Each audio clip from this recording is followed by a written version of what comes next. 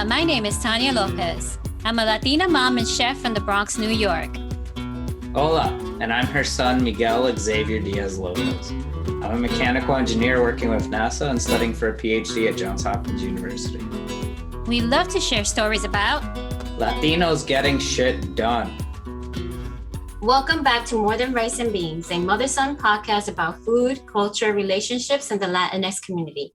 I'm Tania, a Spanish chef and founder of Coqui the Chef, a New York City-based culinary business that teaches in-person and online cooking classes, ships authentic Spanish products, and teaches the importance of cultural foods, family traditions, music, and history. And I'm her son, Miguel. I'm a PhD student in aerospace engineering at Johns Hopkins University. Our lives are busy, but my mom and I always try to make time to connect over food, talk about culture and Latinx stories, swap ideas, and overall just catch up on life.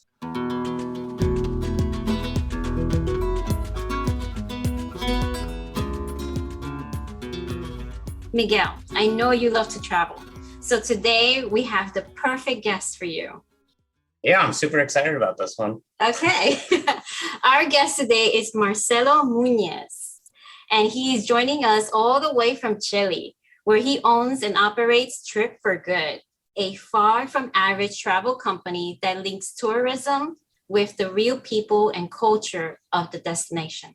Yeah, this is pretty cool. Trip4Good is all about creating these experiences that change the lives of both travelers and the locals. We are very excited to welcome Marcelo to the show today. Thanks so much for being here.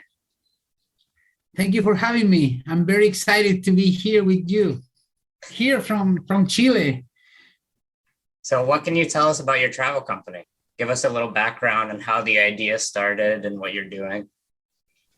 So it was a long journey, yeah, but it was travel. It was always my passion. And back in 2014, I think, I decided to want to start a business, okay?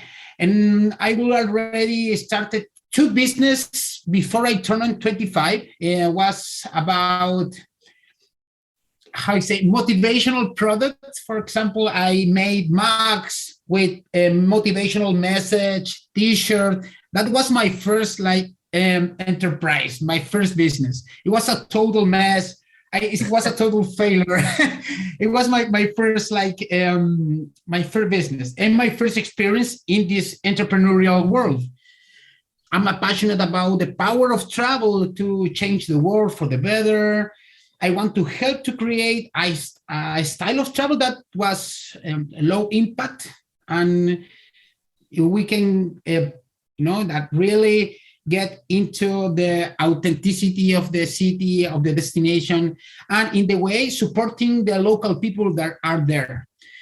So that was the beginning of this journey in the travel industry. How has the company evolved from when it first started? Has it changed from the initial ideas? I think it's changed a lot. In fact, at the beginning, I was with this idea of, okay, I want to create a tour operator to sell tours and bring people to local communities and rural places and indigenous communities, and create memorable experience. But I realized that it's not so simple, I learned a lot about these first years, especially to work with the local people, to work with the communities, to understand the issues and necessities and problems and dreams and goals of that community, and to collaborate with them to create an amazing experience for everything, for everyone, for the locals and for the tourists. That was the beginning. And right now I'm in a phase, in a consulting phase of the enterprise. I'm working with a lot of communities through Chile, helping them to create different experience. I think you touched a lot of good points there. I think it's really important that you're also teaching the local community as well. And you're helping out in that sense, not just giving the tourists what they want, but also helping out the local community is really important. Has the local community been very receptive with the tourism coming to them when you bring people in? It depends. Many times the locals, they're not happy with too much tourists. Yeah. So for every $100 spent in a country like Chile, for example, only $5 stay in the local economy. You know, when you say that, you say, "Wow, local people, they're not benefiting from the tourist industry."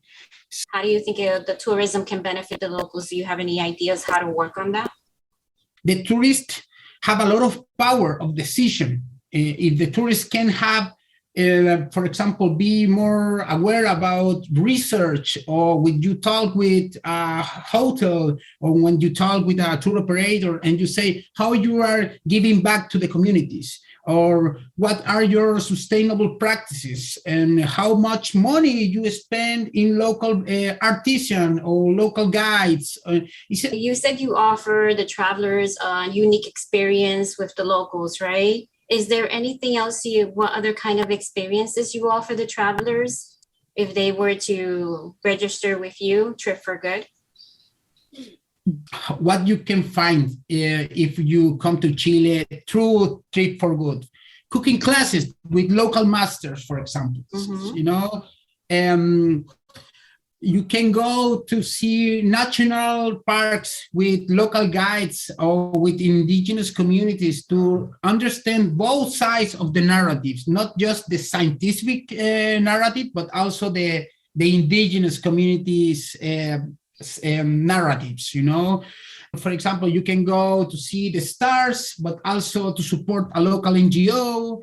You can go to see whales, but also to visit indigenous communities to learn about how they live there. I believe to this day that travel can be the fastest way to cultural preservation, for example, because these local fishermen, they are disappearing, but travel can be a tool for this cultural preservation, foster connection between different cultures, and be the greatest form of wealth distribution for the world. Marcelo, so you know I've got to talk about food, right? Tenemos que hablar de comida, que eso siempre es lo todo de todo. What do you think the relationship between experiencing a new culture and food is? The best way to get to know a culture is through food. Yes. It is like food is universal. Throughout all the history, bonds and shared culture have been created when meals are prepared and shared. So we need to bring more importance of community back into food. Food is not something individual, you know. When we can bring community into food, we have this lasting connection, memories, and in travel is very important. And the connection that food can create between people are too valuable to overlook in tourism. For example, if you want to go to a place, you have to have a meal with a local person. Oh. You have to, yes, it's like it's the rule. you have to go and have a meal with a local person. Hopefully in their home. It's more immersive, you know? My listeners are actually bilingual, so it's okay to throw in some Spanish in there too. Perfecto. Okay, perfecto. See, what advice would you give someone who's visiting Chile, and what local dishes should they try? I think the first thing, for example, here in Coquimbo, we have a port. Yeah, we live in a port, so the mariscos and the moluscos and the empanadas is very important for us, you know, culture in Coquimbo. When you have a hangover, when you have time or the Sundays, you go to the caleta or the local fish market, and you ask for mariscal. And the mariscal is a mix between different marisk and mollusk, and with a lot of juice, lemon juice, and with a lot of spices. And you taste that. It's amazing. It's very common for us. And Chile is a very long country, you know, and every part of Chile has different recipes. My mom actually told me that you're also involved in some surf therapy. I was hoping that you could delve into that because that sounds very interesting. Yeah. I think when I have an existential crisis, I create a project. If that were me, I would have a project every day. Yeah. Every time I go through a dark place in my life, after that I create something.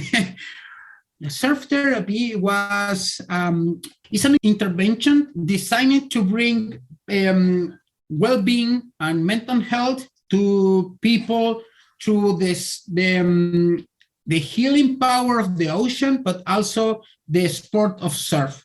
Because I started to surf when I was 10 years old, but when I go out to the world to work in the travel industry, I left that to the side. But when I returned there with all this depression, with all this anxious and all my sadness, I came back to the water, and the water literally saved my life. I was trained in the methodology, and then came to Chile to start the first program in Chile of surf therapy. And right now it's an organization. We are more than 20 people working with more than 30 children in one of the most vulnerable and underprivileged places here in my city. I think that it's very special. I mean, I wish that we had the sea right next to us so we can go in the water, because I feel the water has a lot of healing properties. It's just, You're just in the moment. You're connected to the water and everything that it brings you. You love the water too, don't you, Miguel? Don't you wish you knew surfing, right? Well, we can't surf in New York. There's no waves. There's no waves in New York. The waves aren't big enough at all around here. Where can people find to book experiences with you with Trip4Good, and just to see like the kind of work that you're doing and keep up with it? I think first thing is I think Instagram is a great way to learn about our work. I'm passionate about storytelling, so if you can see my country through my eyes, you can follow me in my Instagram account. I enjoy looking at your Instagram. So I'm going to ask you one thing, and I want you to say this in Spanish. In one sentence, can you tell me what your Trip4Good company is about? Trip4Good es una empresa social con la misión de usar la industria del turismo para mejorar la calidad de vida de las personas, ¿sí? Usamos el turismo como una herramienta para preservar las culturas, para conservar el medio ambiente, para desarrollar las comunidades locales y para mejorar la calidad de vida de todos los involucrados en un viaje: los turistas, los stakeholders, las comunidades locales y el emprendedor. Eso sonó mucho mejor en español que en inglés, ¿sabes? I will never be able to say that in English. No, pero no por tu lenguaje, no porque tú sabes poquito inglés, and it's not because you know a little bit of English, and you're trying to speak your best English. It's because there's something beautiful about how you say things in Spanish that has a different meaning, and that meaning can be lost in the translation. And when you said it in Spanish, I was like, I saw a different side of you. So that's why I meant by that. I'm getting passionate myself. Yeah, the language. Yeah. In fact, something amazing about travel and tourism is you have the opportunity to learn about other language. Mm-hmm. Yeah. So, the cultural erosion and the extinction of the language is something very important to take care to. Yeah, to take care of. Yeah, definitely. Yeah.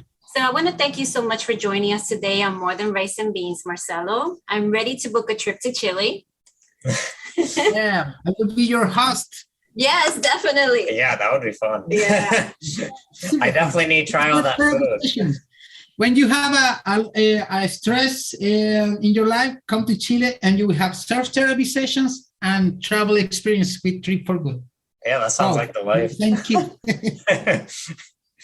So thanks for joining us this week on More Than Rice and Beans. We hope you were as inspired as we are by the work Marcelo and Trip4Good is doing for Native communities. To hear what else we have in store this season, make sure to subscribe to our show on Apple Podcasts, Spotify, or wherever you like to listen. We need your help with reviews. If you enjoyed this episode, please leave a rating or review. And if you're interested in hearing more from a cool place to visit, make sure to check out our episode, A Taste of Puerto Rico. And if you are interested in learning how to cook traditional Spanish or Puerto Rican dishes, sign up for a virtual or in-person experience at coquithechef.com. That's COQUI thechef.com. And browse the available experiences. My mom would love to see your faces over Zoom or in person in New York. We will see you here next time on More Than Rice and Beans. Well, Marcelo, Miguel, you say bye. We say Bye. bye. Bye. Adiós. Chao a todos. Nos vemos.